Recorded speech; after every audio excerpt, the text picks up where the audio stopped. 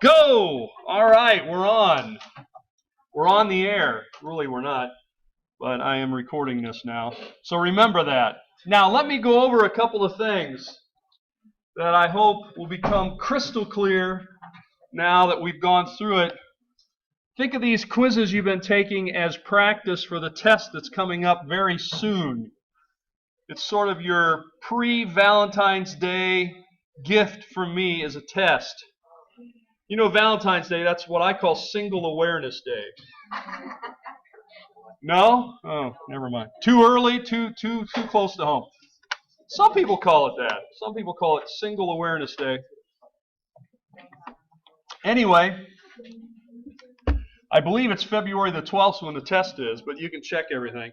Main thing I want to do today is to make sure that you know, if you have not taken quiz 1 and 2, I'm going to give you yet another chance, but this will be it.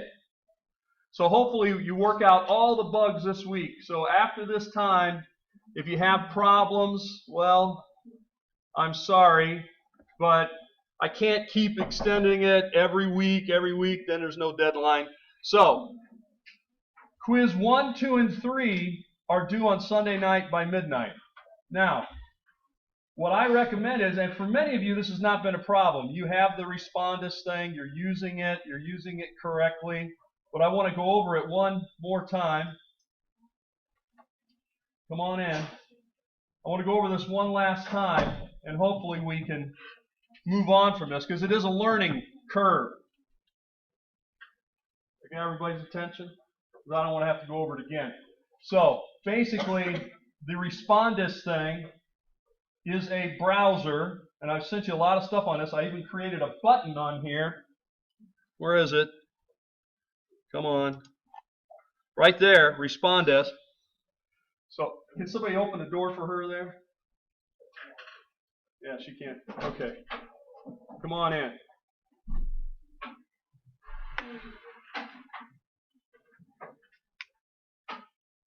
Okay. Thank you. So anyway, let me just go over this one more time. The Respondus browser you have to load on your computer. Most of you have done that. Some of you have had troubles with that. So you've had a couple of weeks to try to work that out. Now, if you still can't work it out, I'm not the guy to help you. Okay? There is a help. On mine, it's over here.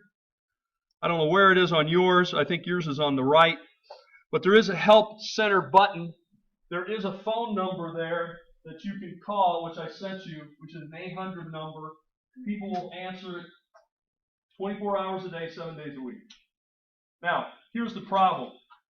If you wait until Sunday night at, let's say, 11:45 to start loading the Respondus browser, and you run into trouble, and you got to call and you got to try to do it, it doesn't work, then you run out of time. So start working on, I would suggest you start working on that, like say Friday.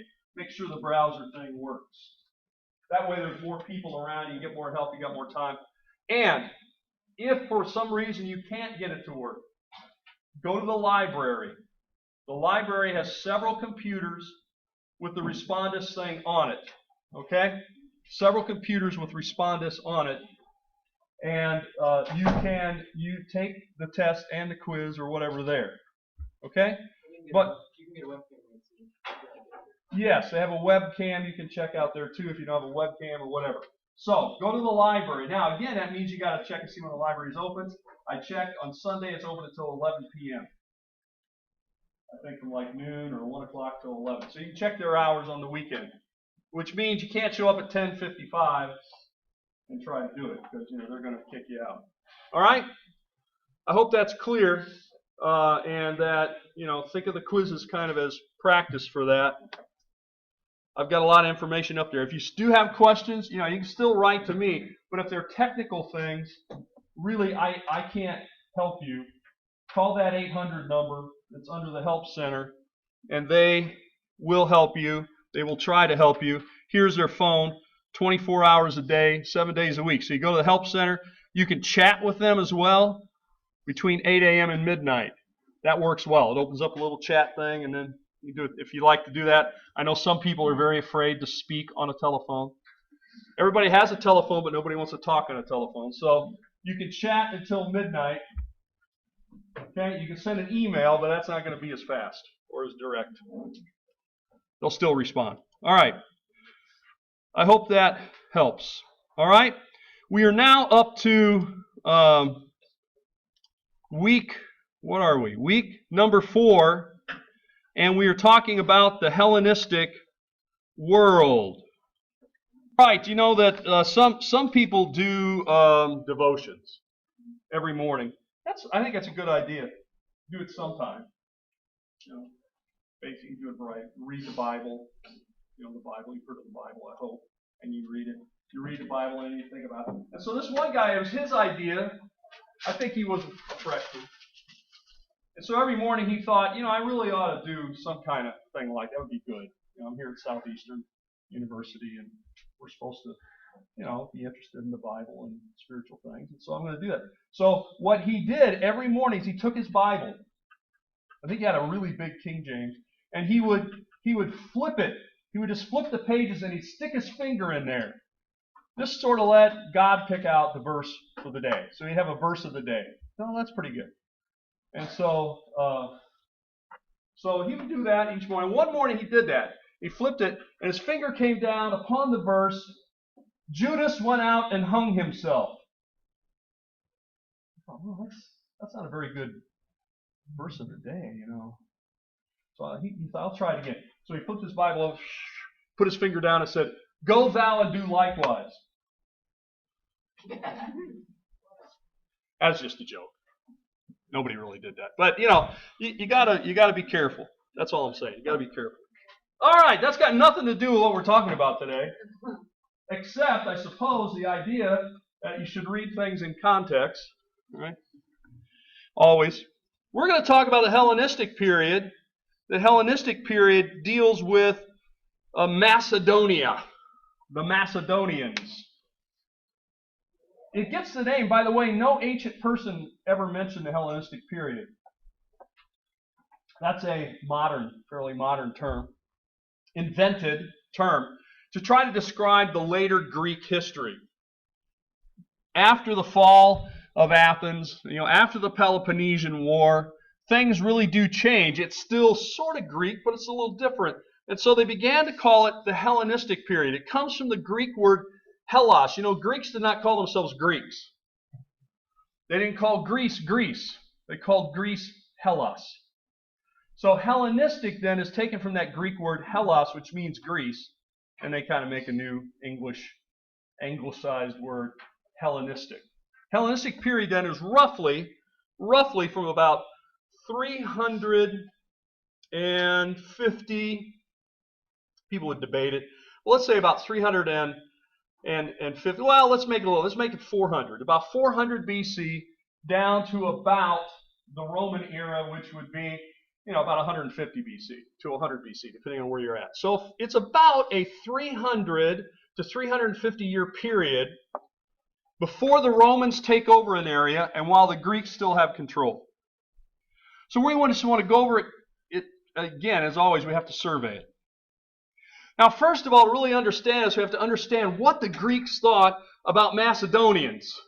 And I kind of mentioned this before, but let me just mention it again. They thought the Macedonians were, hope I don't offend anyone, hicks. How's that? Hicks. You know, backwater. Well, you know, they have sort of a negative term that they use for people. When I lived in eastern Kentucky, some people would call people that lived there hillbillies.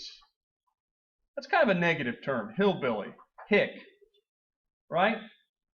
It's acceptable to use negative terms, you know, about certain people, but not about other people. So you can call certain people hillbillies, and they're not supposed to get too upset about it. But some of them do. So I just want to tell you that.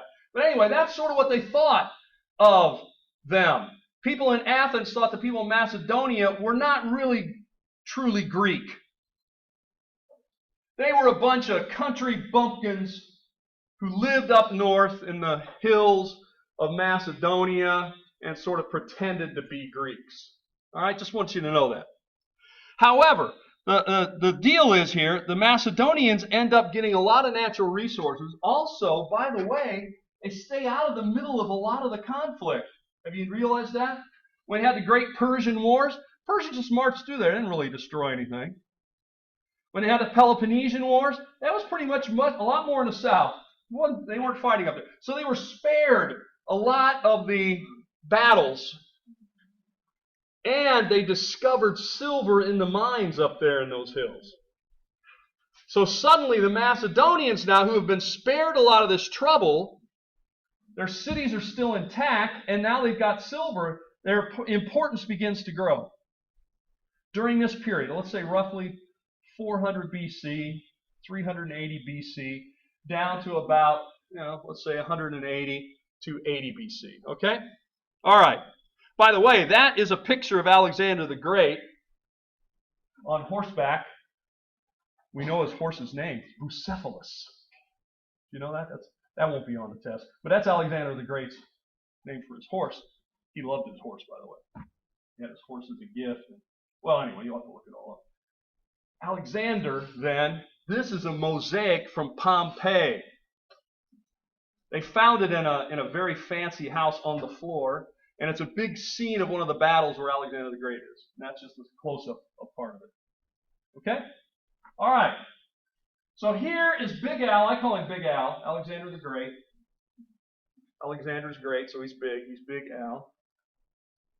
And by the way, we talk about names. The name Alexander lives on. I don't have to tell you to name your child that, because there's plenty of people named Alexander in a lot of different languages. Alejandro, Iskander, the list goes on. Okay. Well, this is his daddy, Philip.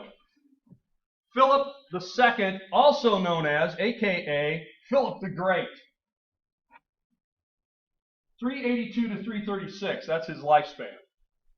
This is a carving of his face, a bust, to show you what he looks like. This, I think, is pretty accurate. If you notice above the right eye, you see that? There's a line. See that groove kind of there? We know that Philip was shot in the eye with an arrow. So I think that's pretty accurate. I guess it was his right eye, right? He was shot in the right eye in battle. He was a warrior, as his son will be. Here's another representation of him in gold. Okay? This is Philip the Great. Now, he is really the guy who's going to turn it around in Macedonia. There was a leader before him who had kind of gotten things started, but Philip really turns it around and makes Macedonia into a great power.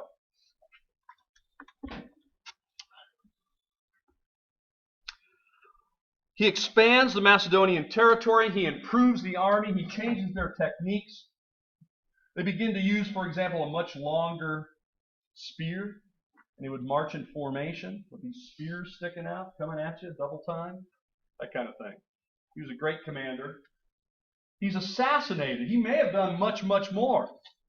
Because notice, when he dies, he's like 44, 45 years old. He's in his 40s.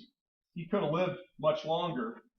But he dies in 336, not of natural causes. He is assassinated. He's not killed on the battlefield. He's assassinated in his hometown. He's in his capital city in Pella. A lot of theories about what happened here. Most people think it was an inside job. You know what I mean? Somebody in the court did it. In fact, some people speculate, and we don't have time to do a lot of speculation here, it might have been Alexander, or perhaps more likely, Alexander's mother. She was quite a lady, okay, quite a feisty lady. And she wanted to make sure her son came into power. And Philip had married another woman and had a son with her. And he was fairly young at this time. And so, if you take out Philip now, you make sure Big Al gets into power. Well, people love conspiracy, so you can study that on your own.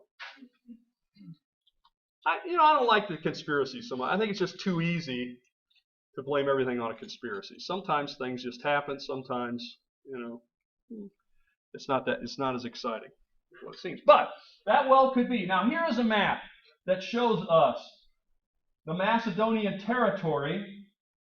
This darker, I'm going to call it purple, I know some of you. What I've found is over the years, I basically think there's about 5 or 6 colors. Other people think there's like 190 different colors. So if I call that purple, you'll call it mauve, or you'll call it, I don't know, you call it, what do you call it? I don't know, you call it some eggplant. Now you go to the store to buy, I want some white paint. And they've got like 20 different kinds of white paint. So look, I just want white paint. No, you got to choose. You want eggshell white, or you want, this linen white, or what? I don't know. People just make it up. So I'm just going to call it dark purple and lighter purple. You can call it whatever you want. But this darker colored area right there, that was the area of Macedonia originally when Philip comes to power during his reign. And then you see all this lighter stuff is all the territory Philip adds. So he adds all the way over to what today would be Turkey, Thrace, and all the way down to Thessaly. And he's moving down into mainland Greece here, making them nervous. And in fact, he has a big battle down here. You see the spot? He's got the battle. This is actually where Alexander the Great, as a teenager, his father puts him in charge of a cavalry unit, and he sort of turns the battle for him. He proves himself in battle. I think he's about 18, 19 at this point. Now, the other thing I want to mention is the capital of the Macedonians is Pella. P-E-L-L-A. And that's right up here, Pella. In fact, they have found burials there. There's a big question as to where Alexander the Great is buried. Short answer is nobody knows. Okay? Nobody knows. But his father, pretty sure we found where his father's buried, Philip the Great. It's at this burial place here called Vergina, which is just outside of Pella, and Pella was the capital. So these tombs of Macedonians, of the Macedonian rulers, are here, and lots of gold. And here's a diagram of the tomb. Notice what they did is they built the tomb out of stones. They made a structure, and then they backfilled it with dirt.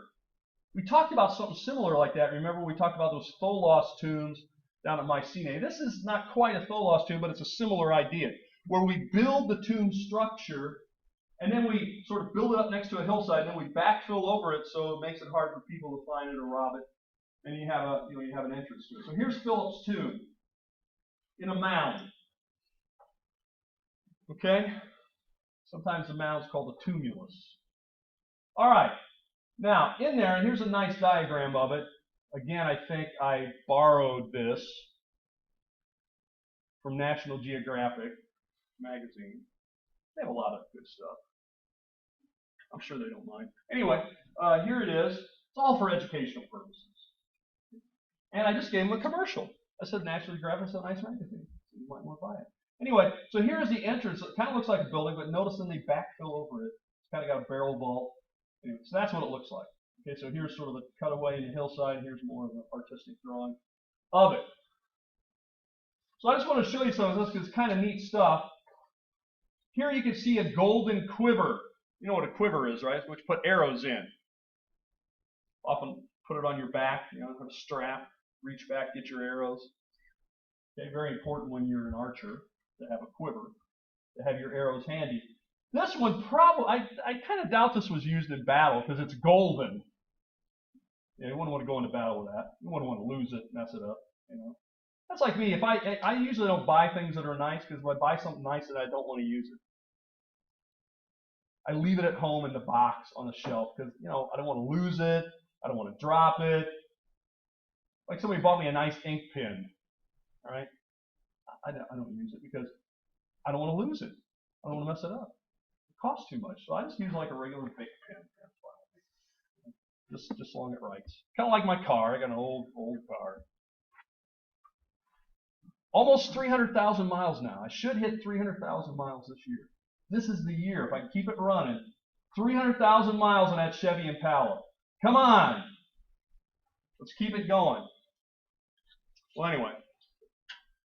So anyway, for me, I would not take that. The other reason I would take it in battle is very heavy. Gold is very heavy. And so probably you don't want to carry around a gold quiver just to look nice. I know, it's all about how you look. It's not about how you feel. Fashion. I'm a slave. You can see I'm a slave to fashion. You can see I have a variety of outfits. I have the darker khaki, the lighter khaki, and then I go maybe back to the darker khaki, and then the lighter khaki, then maybe a shirt with buttons, and then maybe, if I want to be a real rebel, a golf shirt. Huh? It takes out a lot of I don't have to decide in the morning what I'm wearing. I just know what I'm. I call it the uniform. This is what I wear. I want to wear it to be nice enough so I don't get into trouble from the people who employ me, and so I don't stand out to anybody who sees me. That's my fashion goal. Not to get in trouble, not to stand out. Okay. Now you got different things, different goals perhaps. I don't know. Perhaps you want to be noticed. And you do want to get into trouble. Sometimes I see people, that's what it looks like their goal is. I'm not going to mention any names. Anyway, here we go. Here is the gold box, and inside are cremated remains. Cremain, that's my new word for cremated remains. In the box. This is thought to be Philip. Well, what's left of it. And the purple stuff, would you see, his bones were washed in wine. They analyzed it, wrapped in purple cloth with gold oak leaves. These are all symbols of royalty. Purple, gold. Do you know purple has been a real symbol of royalty and wealth from ancient times? Why? The way to make purple dye, make your clothes purple. There's only one way to do it in the ancient world. You had to take a sea snail, not very big, maybe about an inch and a half long, and inside of it there would be maybe, let's say, 5 or 6 drops of what we might call ink, in quotes, the dye. Basically, it's kind of like when an octopus shoots out that ink. These sea snails have the same kind of thing. You extract that, and then you can dye the cloth, and it will be a permanent purple dye to last for years. And it's of this very nice shade. So everybody knew that this was very expensive. You know how people are. If they know something's expensive, then they recognize it's expensive, and then it becomes even more expensive, right? Because it took so many drops of that, it took so many snails to make it, that it became a symbol of people who were very wealthy, people who were very powerful, people who were royal. Continues on to the Roman period, and to some extent even on into European history, where a lot of crowns would have purple velvet or something. Okay, anyway. It's got the purple. Now, his skull did survive. That's what you're really seeing. Oh, wait, if I go all the way back, should have mentioned it back here. This is actually made from a skull that was found in that tomb. They took the skull, they made a plaster cast of it, and then they had a forensic scientist make this. So this is as close as we're going to get to what you really look like. All right. I probably spent too much time on that, but I think it's kind of fun, different, right? All right, let's move on. Let's move on to Big Al. He's the main guy today. Alexander the Great. 356 to 323. Remember, his dad dies at 336. So that means Alexander's about 20 years old when his dad is assassinated. Was Big Al in on it? I don't know. I don't know if he was in on it. Was his mother in on it? I think that's probably more likely, but again, I don't know for sure. All right, so we're going to try to stick to what we do know rather than speculation, but speculation is always fun. Right? People love to speculate. She was a woman, who I don't think you'd want to mess with her, and he kind of had messed with her. In her opinion, Philip was not doing what he was supposed to do. So that might be why Philip died in 336. He died, at home, in ceremony. Anyway, now for Big Al, his tutor is a guy you probably heard of, Aristotle. You ever heard of Aristotle? Philip got Aristotle, who was considered to be, the leading. We recognize his name. They certainly did back then. They had him come and actually teach Alexander. That was his tutor. Well, that's a pretty good tutor, I would think.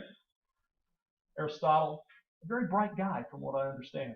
So this might be a good tutor. When he comes to power about the age of 20, he wants revenge.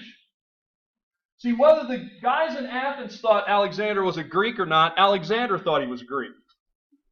And he did not like what the Persians had done to Athens. They burned it to the ground, remember? They burned it to the ground. They attacked Greece a couple of times. They burned Athens to the ground, and Alexander wanted revenge. And that's what he's going to get. Now, of course, it doesn't mean that all the Greeks that his father had conquered and the others in the mainland are going to accept him as their leader. So he's actually going to have to wage battles against the Greeks first to consolidate his power over his father's territory and to extend it down to Athens and other parts of Greece. That's what he does. Then once he's consolidated his power, his goal is to destroy, take over the Persian Empire. That's his goal. He's seeking revenge. Revenge, by the way, well, it can be quite a motivator. Okay? They say it's a dish best served cold. What does that mean? Well, you know, something happens and immediately you want to get revenge. Or you say, you know what? Let it simmer. Let it cool off. Let the other guy just wonder if anything's going to happen and then think everything's fine. And all of a sudden you get him. Now, again, I'm not advocating revenge. But I can tell you it's been a powerful force down through history. So his first battle is over in Asia Minor, what we would call Turkey today. It's at a place called Granicus. Usually it's called the Battle of Granicus. This is actually near the ancient site of Troy. And in fact, Alexander the Great visits Troy when he's there. Of course, he'd read about it. He has a great victory there. Catches the Persians off guard. Then, again, we just get the highlights here. There's a big battle at Isis, 333 BC. That's easy to remember. 333 BC. The Battle of Isis.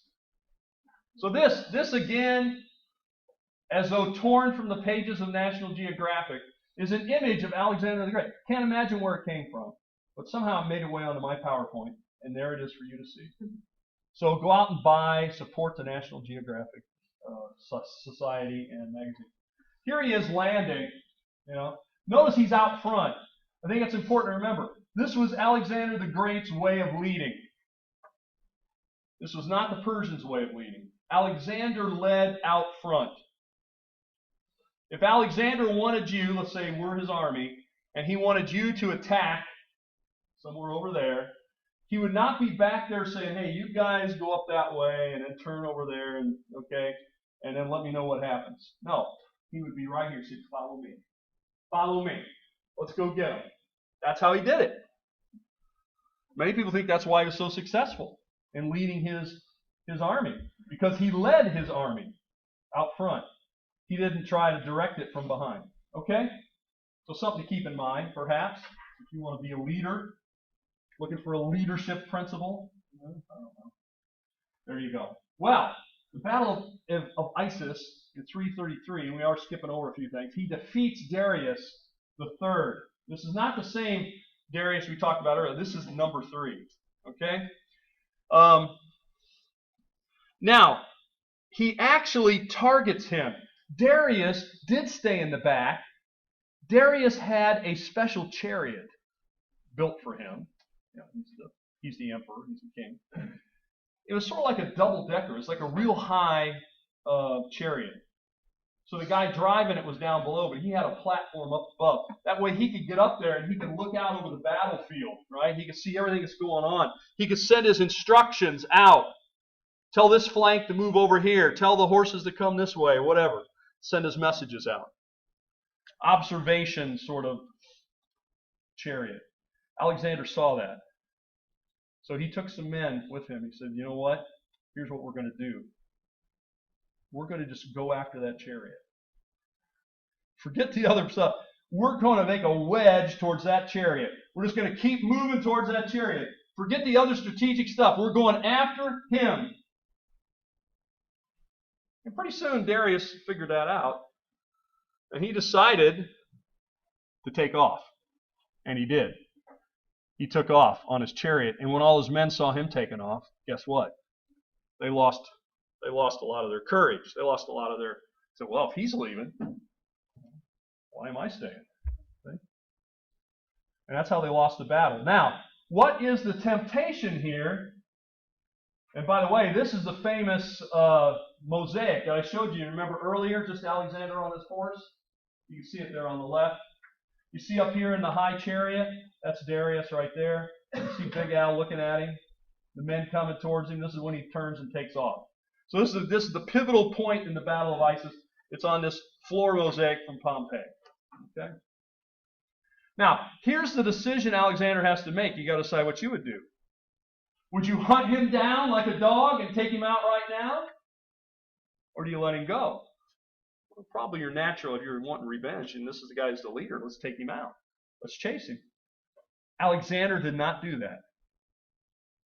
Again, he's very wise. Why? Because Darius is going to head to this heartland, right to the middle of Mesopotamia. He's going to run, and Alexander's going to have to run after him. Darius will get other armies to help him, and now Alexander will be deeper into Persian territory, and other Persian armies can come in from behind, and he would be surrounded. Well, that's probably what would have happened. But that didn't happen because Alexander the Great was very disciplined. He said, you know what, I'm going to let him go. We're going to continue on with our plan. We're going to go down the coast of Lebanon and Palestine and Egypt, and we're going to conquer all of that, and then we're going to turn around and move into the heartland. And that's what he does. That's how he wins. Okay? So maybe some lessons we can learn from Alexander. Right? Make a plan. Stick with the plan. Lead from the front. Don't let your emotions carry you too far. Emotion's okay, but you don't let it too far. Now here's the map that shows where he came from. Pella. You had to go down and sort of clean things up down here. 335. Down here in Greece, you see the little, down here by Athens. He actually went to the city the city down there. He went to the house. He went in. He was going to destroy the whole city, and he did to make an example. And they rebelled against him. Thebes. He destroyed the city of Thebes, Greek city.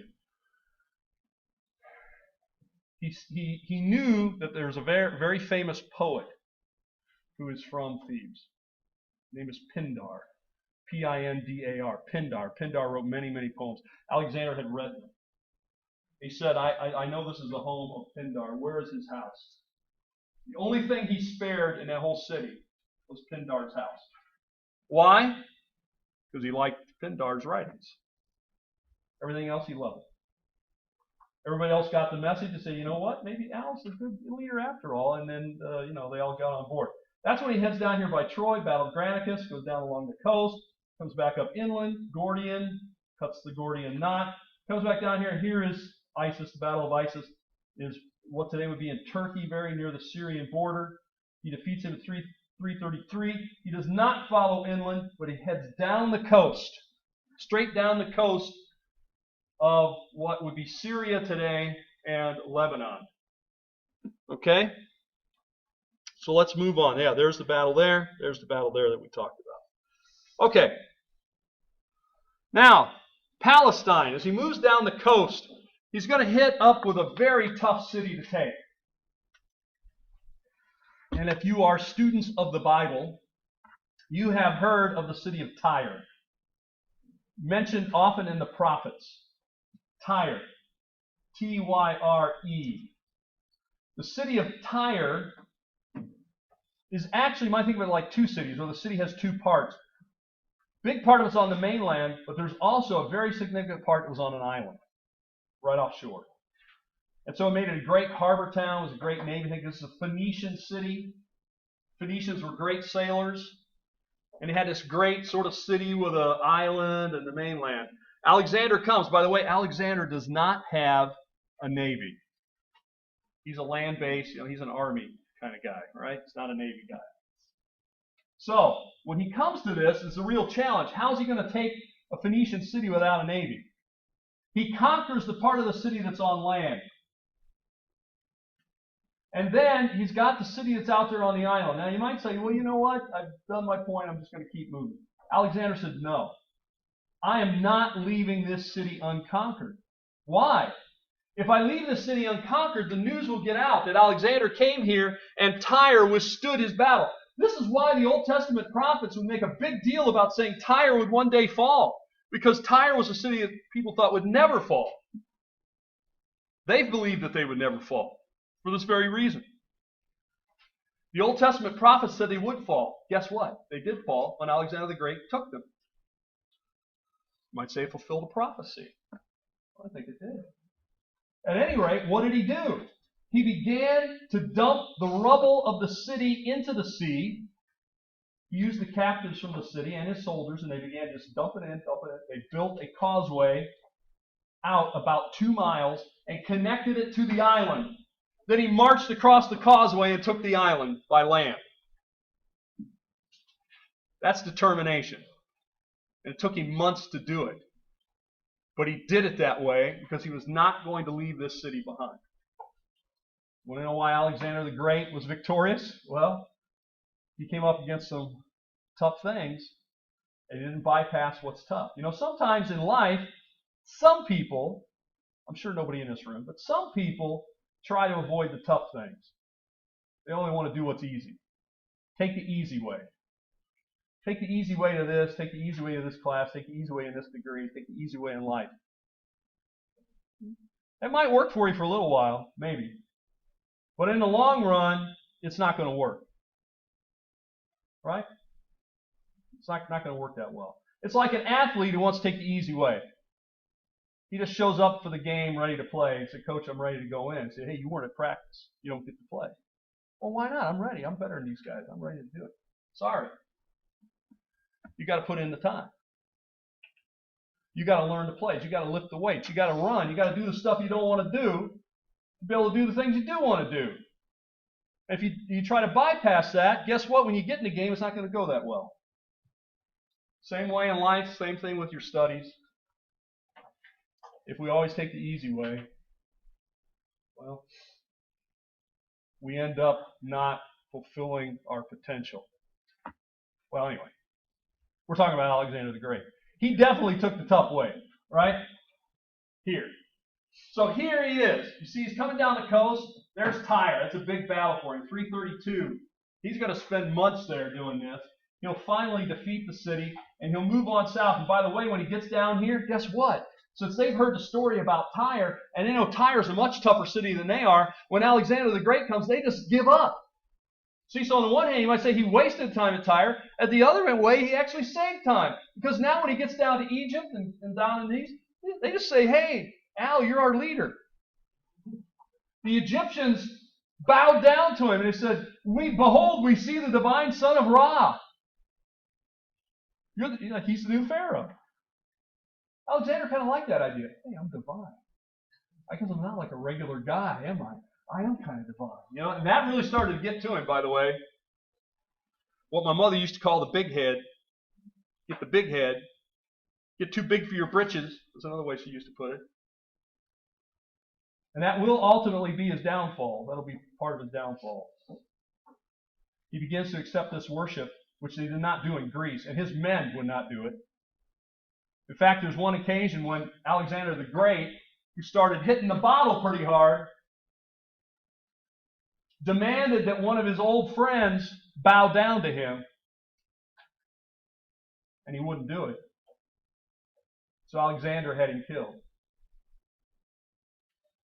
Alexander went into deep depression. And he ends up dying very young. Well, that's the other end of the story. Now we're getting ahead of ourselves. All right, he goes into Egypt. He goes out to Alexandria. By the way, he names that city after himself. There are more than one Alexandrias around the ancient world. This is the most famous and the largest one. But they're all named for Alexander the Great. And he goes out to Siwa. Siwa was where an oracle was. Supposed to tell the future and all that sort of thing. He wants to see it, and then he wanders out through the desert. His men, he gets lost. His men almost die, but then he makes it. Then he heads back, and he's going to go into Mesopotamia. All right. Here, by the way, I put this up here because this is a good picture. It's not a new picture, but it's a good picture. It shows you the city of Tyre. There's the coastline, mainland. This was the island. See this? This out here was the island. And then here's the causeway. Now, Alexander's men didn't build the causeway that wide, but they built the causeway from the mainland to the island. And over the years, sand and stuff has silted up, the people filled it in more. So if you went to Tyre today, you would probably never even realize that it's an island that was connected by Alexander the Great to the coast. But there's a good example of what he did. He changed the geography of the city of Tyre, no doubt. So I think it's a good symbol of determination. All right. He moves to Egypt. He's named a pharaoh. They said, we don't want to fight you, buddy. We understand that you're a pretty tough character, and as a matter of fact, we think you're our new pharaoh. You're the divine son of Ra. We don't want to fight you. And so he ordered the construction of the city of Alexandria. He accepted their worship, really. They bowed down before him. And like I said, he sort of likes that idea. That's kind of catchy. I sort of like that idea, Alexander said. You know, I guess I am kind of special. I guess I am unique like a snowflake, an individual. No one else is like me. I'm better than everyone else. Well, he started to accept that kind of thinking. Pretty easy to fall into that trap, actually. Well, anyway, I guess I'm getting too philosophical today. I don't know what's meant. I don't know what's about Big Al's bringing this out in me, but it is. I don't know. Maybe it's just because, you know, I just finally realized it's actually winter here. I knew it was winter yesterday when I heard people panic that the high would only be 63. And I saw a lot of down-filled parkas and ski wear. See, I just wore a short sleeve shirt. But they tell me I'll change. So we'll see. I don't know. I grew up near Chicago, so this does not seem like winter to me. That's what I'm saying. There's not even any snow. Really almost no frost or anything. Well, anyway, I actually went through a town last semester called Frostproof, Florida. I asked the people there, is it really frostproof? They said it's a lie. It does occasionally frost. All right, here he is. Tyre, Gaza, Alexandria, Siwa, and then he heads back. All right, now we're heading back. Let's go. Conquest of Mesopotamia. Conquest of Mesopotamia. We got about a half an hour left. We're doing all right.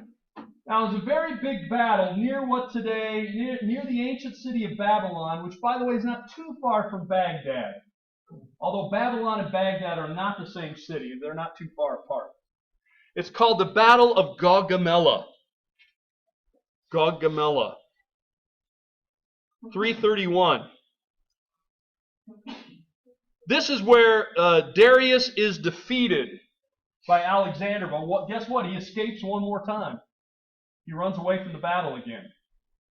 Starting to see a pattern? Yeah, maybe a little bit. He takes off. You know what they say, when the going gets tough, the tough gets going. Right out of the battle. I don't think that's what they mean. But anyway, that's what happened. Now what happens to him is that actually one of his own governors, called a satrap, that's what the Persians called it. They had things divided. They were very organized, divided into big provinces, we call them. They had a governor called a satrap.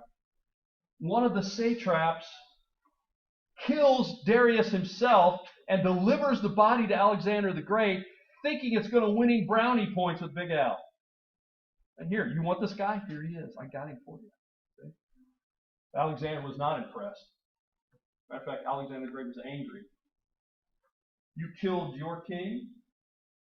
You didn't kill your king.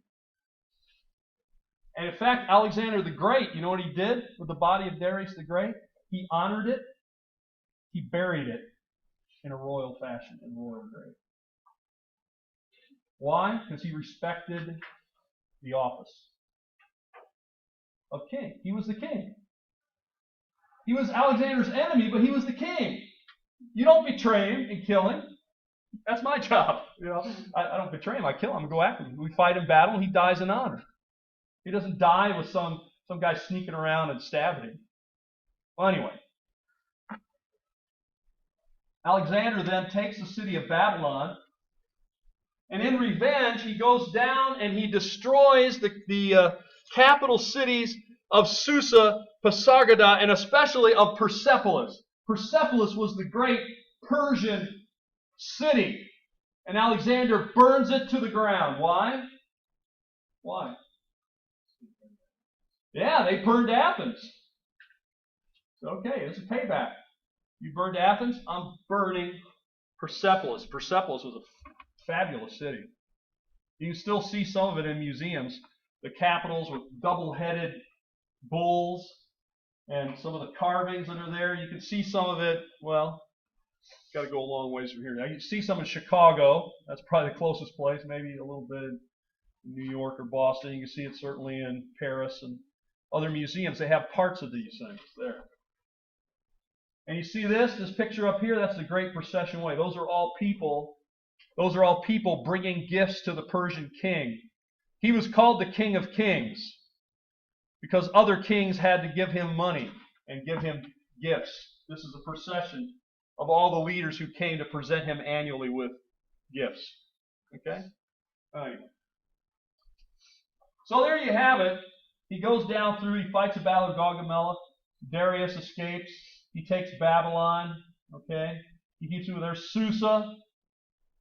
And there is Persepolis. That's the city he burns to the ground. Now you might say, okay, Al, you've defeated, the king is dead, you've taken over the heartland of the Persians. Alexander was not done. The Persians had territory to the east. Alexander had read about it. Alexander knew about it. He marches on. Look at this. He marches back north. He heads out this way. This is the Caspian Sea. He's getting out into territories that would be, well, eventually he's all the way in Afghanistan. He goes all the way to India. Here's the burning of Persepolis that I think some fine artist from the National Geographic did. You can see those double-headed capitals there, see them? And the fine decoration burns it to the ground. The palm trees, so you know it's in Florida somewhere.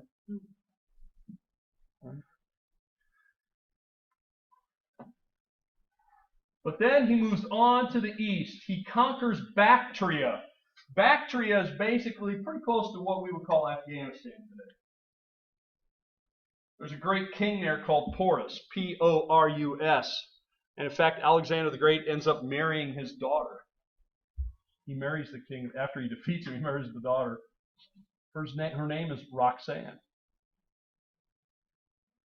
Okay.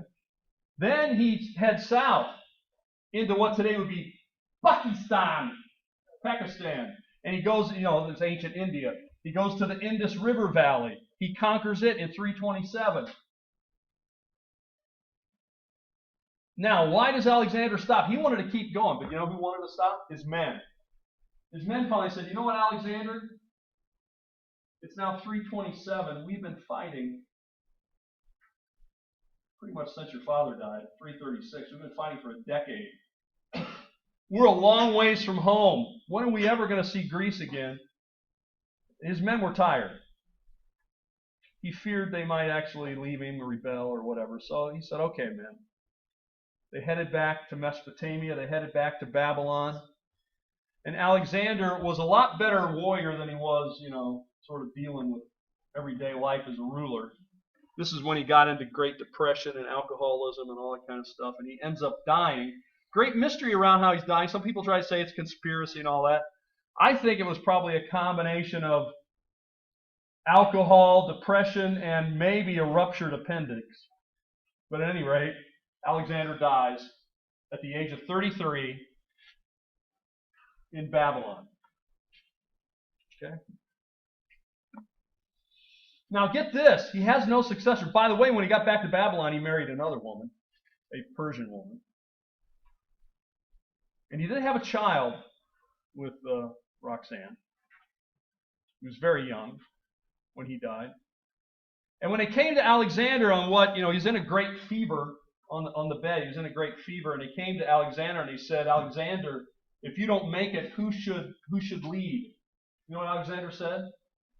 The strongest. The strongest. So you know what that meant.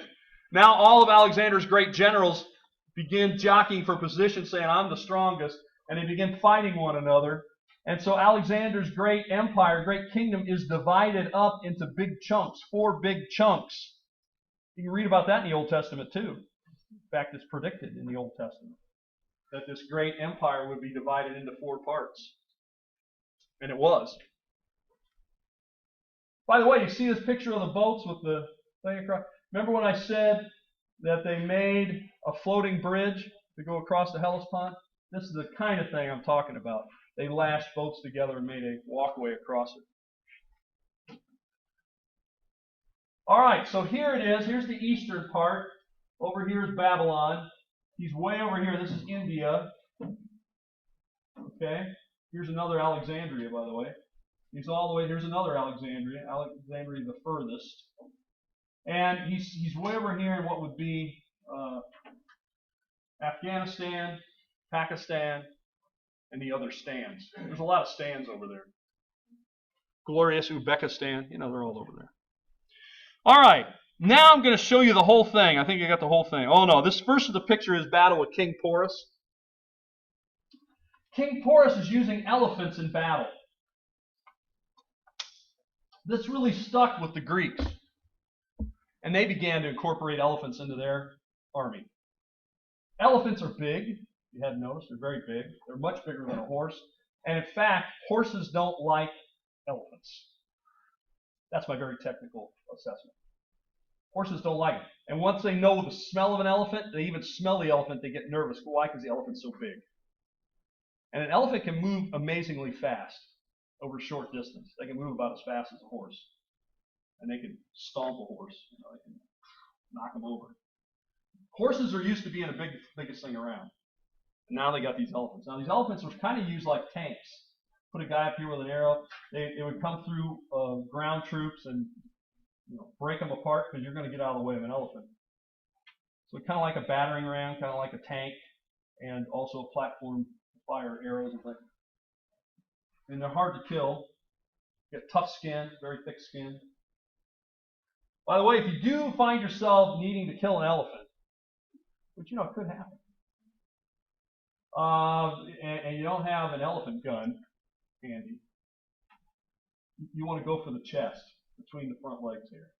They would take a spear and try to jam it in there, which is not easy. If you do, maybe you hit the heart and you hit the elephant. Again, I'm not suggesting you do that. But I think poking the elephant's not a good idea. That's never a good idea. Poking big animals. Like, for example, my solution to elephants and other, like even alligators around here, we got to avoid them. Just stay away from them. I tell students since I've been here, I've not seen an alligator, and they think that I want to see the alligator. They said, oh, there's this place over here with like a giant alligator that eats other alligators. You could go see it. It's not very far. I said, you missed the point. I don't want to see the alligators because alligators want to eat me. The things that want to eat me, I try to avoid. That's just been my, that's a general rule I have. Something wants to kill me, I try to stay away from it. But to each his own. Now, here is the entire thing. I've been chunking it up for you, but this is the whole thing. Look how far this is. From Greece all the way over to India. From Egypt all the way up here to what would be in Georgia. The steppes of Russia.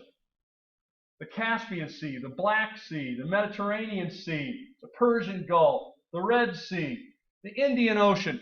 Alexander's all over. Now, I got another picture. I think it's the next one. I think it's going to be very instructive to you. Well, this is also instructive, but not the one I'm thinking of. It's coming up. This is just a depiction of Alexander, what kind of guy he was, right? That what he did here is he led out in the desert, and they got lost. Remember in Egypt? So the men brought him water. They were about out of water. The men brought him water in a helmet so he could drink. And this is Alexander saying, you know what?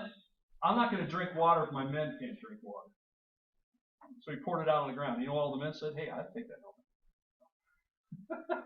So this is a symbol. It's another story. But I mean, Alexander has a lot of stories, and sometimes we have to separate the story, you know, that maybe he's been exaggerated from the real guy. But this is a very popular story. He said, look, I'm not going to drink until my men can drink. But I think it does reflect his attitude. He was with his men, and his men were with him. He's going to lead. He's not going to ask you to do something he won't do. Right? And that's a very powerful way to lead. You want people to come and, you know, you're at a church and they pick up the trash and clean everything up. Are you going to go help them? You're just going to tell other people to do it. You got to lead by example, I guess we'd say, right? Okay. Well, here's the map that I wanted to show you. It's a little bit fuzzy because I blew it up from the National Geographic magazine. But here is Alexander's empire, and overlaid is an outline of the United States, just so you get an idea how far Alexander and his men went. That puts up here around, you know, Oregon and Washington State is Greece, and way past North Carolina and Florida is India. He went further across than the continental United States. From north to south, down here about halfway down Florida, all the way up to at least Massachusetts, Vermont, New York, up this way. All right? Now, obviously, he doesn't cover exactly the same amount of territory. There's a lot of water in there. But you can see that as a huge, huge empire. A lot of land to cover when you're covering it all by foot with horses and stuff. And that's the area where Alexander controlled. Okay? Good. Oh, I like this depiction. It shows Big Al at a festive time. It's at a giant wedding. When his men get back to Babylon, you know, they said, Big Al, we'd like to kind of have a wife. Okay. So they married local ladies, right? Persian ladies. There's Big Al wearing a wacky hat. A lot of good hats in this class that I'm trying to get people away from the ball cap. I want them to maybe start wearing something like this, or I'll show other examples later. You know, let's diversify your hat wear. From the baseball cap and the, what do you guys call it? Stocking cap, the watch cap, whatever you guys call it. What do you guys call it? What do you call it? A beanie? Well, I thought a beanie was something different. Okay, well, that's what you want to call it. Anyway, something a little different. Like that. Isn't that nice? Very nice. Anyway, here they are, a mass wedding where his men are waiting to marry the Persian ladies. And notice, Big Al is dressed like a Persian. Basically, you know, Alexander conquers Persia, but in many regards, Persia kind of conquered Alexander. Culturally, the way he dressed, the way he thought about being a king, the way he accepted worship. People in the West did not accept that. The Persians were used to people bowing down before him, but not Greeks. So in many ways, he adopts or adapts their culture. All right. Let's talk then about the successors to Alexander the Great. Remember we said when Alexander is on his deathbed, it turns out to be his deathbed, and when he's asked, Alexander, you know, if you're pretty sick here, if you die, who do you want to succeed you? Who do you want? And you know, I'm sure each general was leaning into here. Was it going to be Seleucus? Was it going to be Ptolemy? Who's he going to pick? Is it going to be Antigone? Which guy is he going to pick? Which of his great generals would he pick? And Alexander said the strongest. So that's sure to bring about conflict, and it certainly does. And basically what happens then is that Alexander's empire begins to be divided up. Now, to be quite honest, a lot of that stuff way out in the east was going to be very hard for Alexander to hold. I can tell you this. It's one thing to conquer territory. It's easier to conquer territory than it is to hold territory and govern it. It's easier to conquer than it is to govern. How's that? And that's what the Greeks found out. That's what Alexander found out. That's what his men found out. It was easier to conquer the land than it was to then, you know, settle and control it and do the day-to-day governmental things that needed to be done. And so the generals then begin to fight one with another and to set up their own dynasties. So, General Ptolemy, who was one of Alexander's great generals, his name was Ptolemy. That's how you say that name. Ptolemy, silent P, I guess. Ptolemy controls Egypt. Ptolemy and his empire are going to control Egypt all the way down until the time when the Romans take it over. A guy by the name of Julius Caesar comes into town.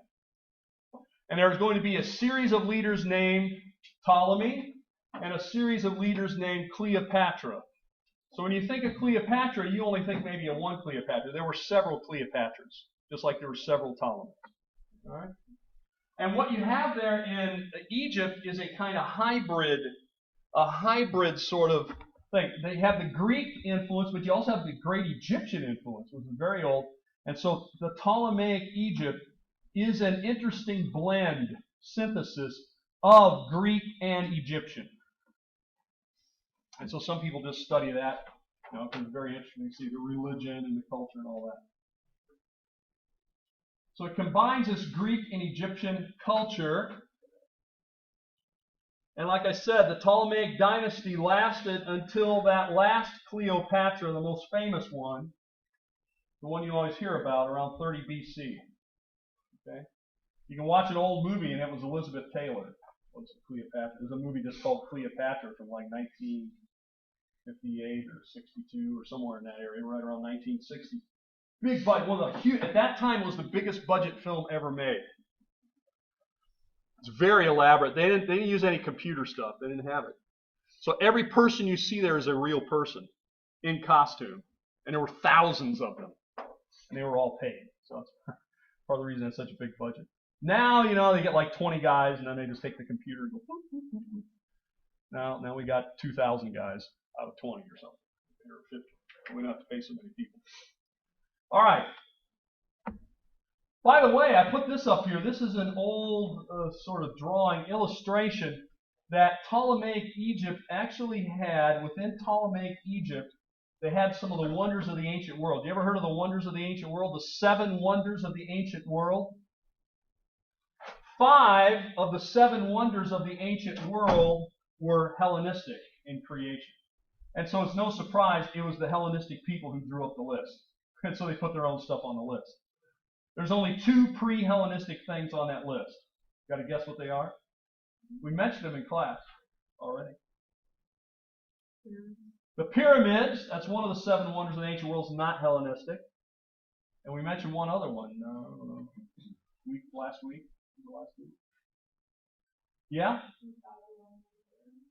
The gardens, yes, the Hanging Gardens of Babylon, exactly. The Hanging Gardens of Babylon and the Great Pyramids are the 2 non-Greek, non-Hellenistic 7 wonders of the ancient world. And by the way, there's only one of them that's really left that you can see much of, and that's the Great Pyramids, which are by far the oldest.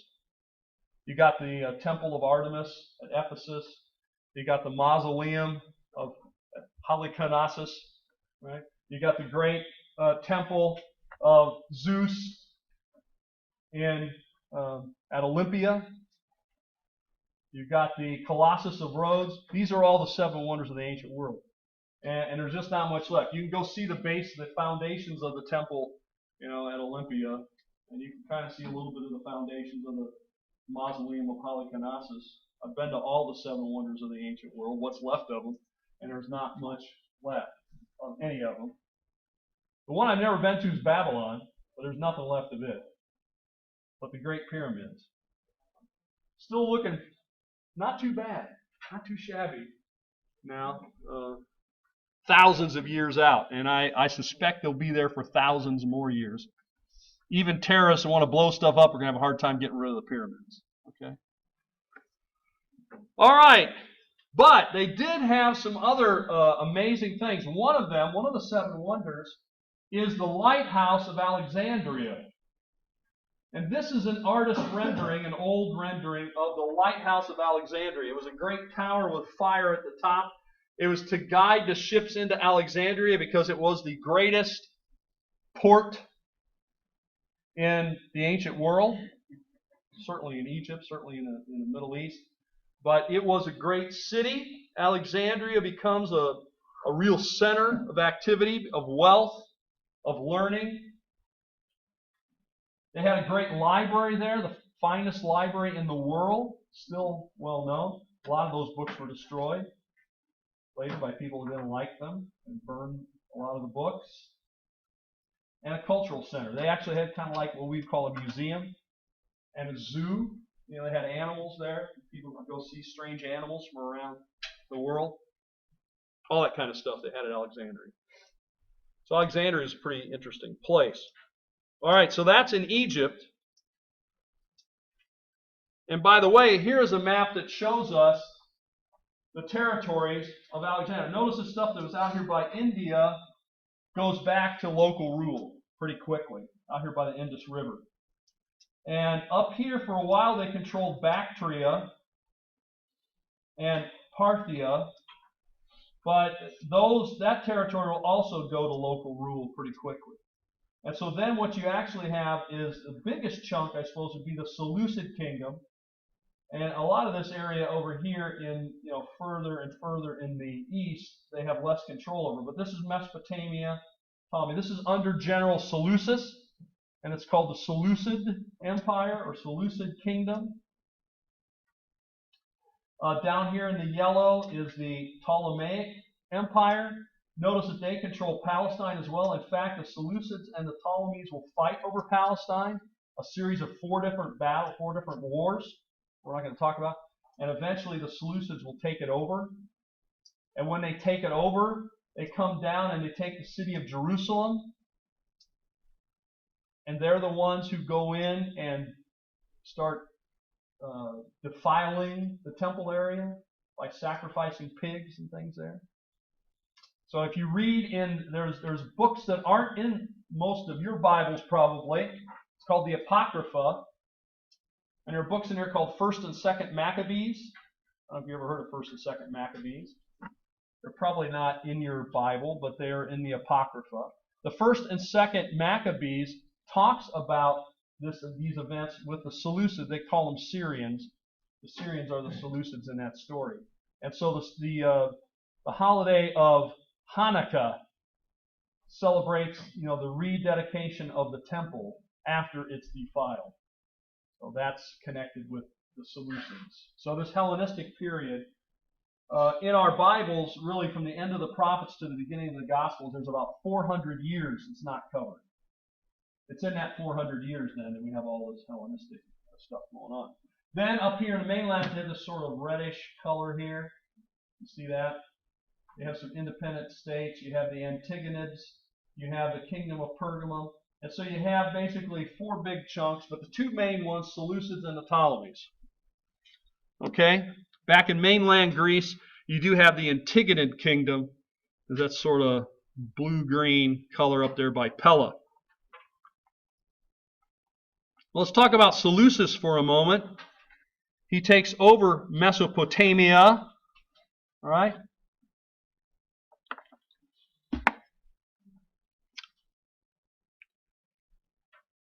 And the Seleucids will also expand into Palestine, like I just said, and they took it from the Ptolemies. This would be in the 2nd century BC. And then it was Antigonus who controls Macedonia. This is the Antigonid. He's sometimes called Antigonus the One-Eye because he lost an eye in battle. So he only had one eye. So that's how his nickname was descriptive.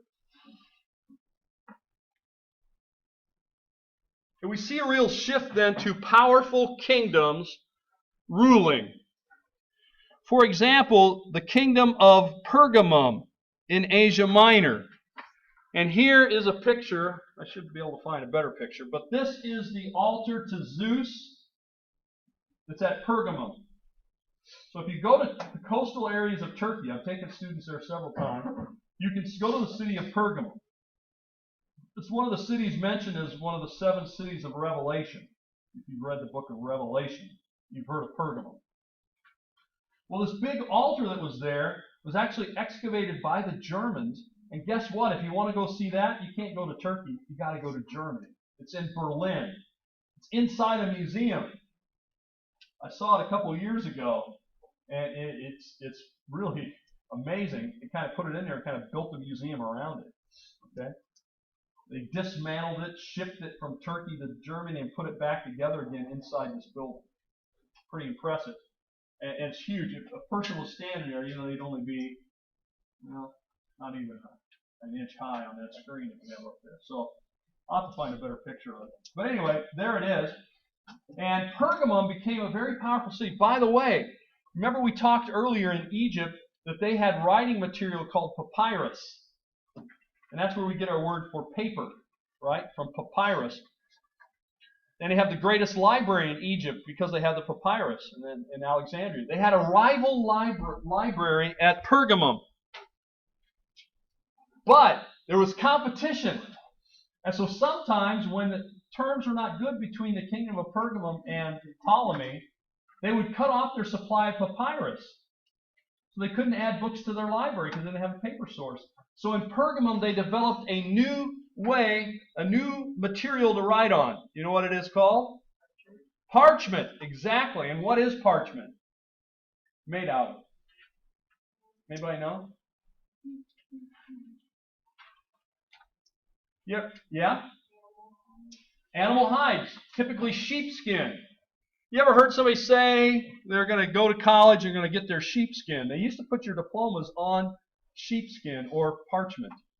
They actually take the fur off and there's a lining of skin there. They treat it so that it's kind of flexible and they can roll it up and stuff and they write on that. And it's called parchment and it gets its name from Pergamum. That is where it started. Now there are other powerful territories. And I don't think I passed this thing around, did I? Let's try it. Let's try it, even though we're about out of time. Write quickly. Just put your initials today. Before you leave, make sure you initial this. The island of Rhodes was also another powerful territory. So what we see then in the Hellenistic period is things become very individualistic. Things become very powerful kingdoms centered around powerful cities or leaders. And so we see a real change from the old Greek way of city-states, and now we see kingdoms that are there. All right, be sure you sign that sheet before you leave. Sorry about that. And maybe we can move it back by the door. So we'll see you then. Take care.